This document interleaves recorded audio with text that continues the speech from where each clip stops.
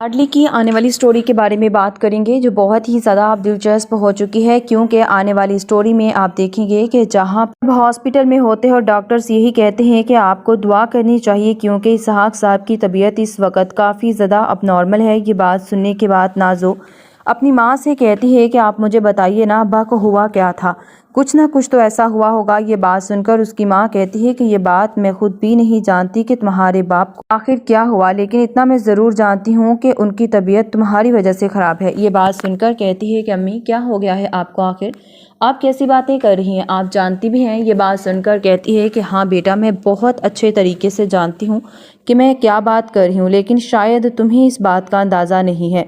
अगर तुम्हें अंदाज़ा हो जाता कि कितने बड़े बड़े कांड तुम कर चुकी हो तो उसके बाद तुम्हें ये सब कुछ करने की नौबत ही पेश ना आती। ये बात सुनकर कहती है कि अम्मी आप जानती हैं ये बात बहुत अच्छे तरीके से, और आपको इस बात का अंदाज़ा भी बहुत अच्छे तरीके से है।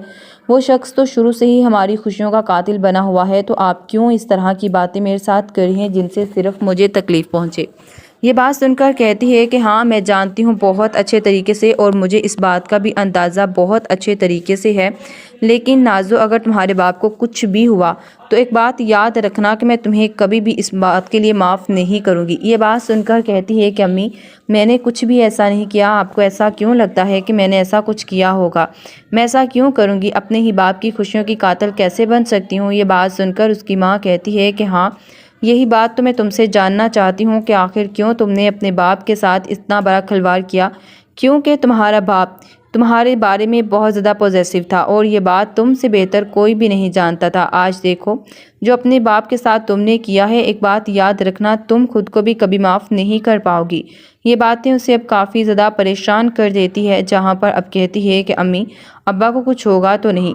यहाँ पर अचानक अब डॉक्टर्स जैसे ही बाहर आते हैं तो यहाँ पर अब डॉक्टर कहते हैं कि आई एम सॉरी, हम आपके पेशेंट को नहीं बचा सके, खुदा की यही रज़ा थी। ये बात सुनकर यहाँ पर तो बहुत ज़्यादा सब परेशान हो जाते हैं, किसी को भी इस वक्त कुछ समझ नहीं आ रही थी कि आखिर ये डॉक्टर्स क्या कह रहे हैं। यहाँ पर अब जैसे ही अरसल कहते हैं कि आप जानते भी हैं आप क्या बात कर रहे हैं, मेरे अब्बा को कुछ भी नहीं हो सकता, वो बिल्कुल ठीक है, मैं अपने बाप से मिलना चाहता हूँ।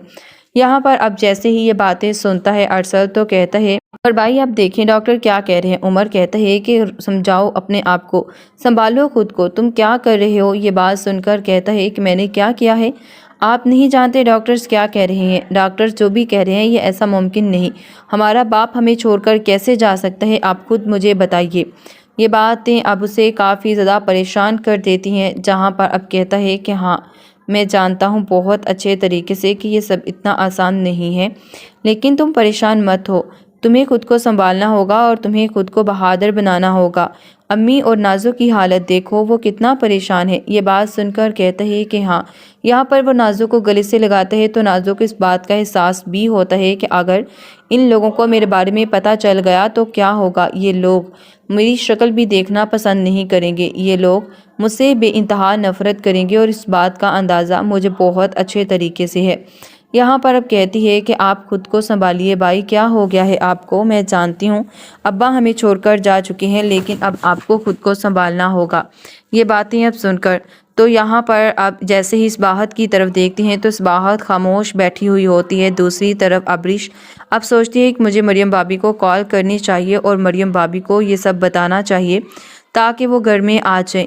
अब जैसे ही वो कॉल करती है और कहती है कि मरियम भाभी आप कहाँ पर हैं, सब ठीक तो है ना। ये बात सुनकर कहती है कि हाँ क्या हुआ, तुम क्या कह रही हो, तुम्हारी तबीयत तो ठीक है अबरिश, तुम रो रही हो क्या, तुम्हारी वालदा की तबीयत तो ठीक है ना। ये बात सुनकर कहती है कि जी भाभी मेरी अम्मी की तबीयत अल्हम्दुलिल्लाह बहुत ठीक है, अब वो पहले से बहुत बेहतर है, लेकिन मैं आपको कुछ बताना चाहती हूँ। ये बात सुनकर कहती है कि हाँ बोलो आखिर क्या बात है, तुम क्या बताना चाहती हो। यहाँ पर अब जैसे ही वो इसे बताती है और कहती है कि अंकल की डेथ हो गई। ये बात सुनकर मरियम एकदम हैरान हो जाती है और कहती है कि तुम ये क्या बात कर रही हो, और तुम्हें इस बात आप जैसे ही अपने बाप की डेड बॉडी को घर लेकर जाते हैं तो यहाँ पर एक अलग ही गहमा गहमी मची हुई होती है। किसी को अब कुछ समझ नहीं आ रही थी कि आखिर ये सब हो क्या रहा है।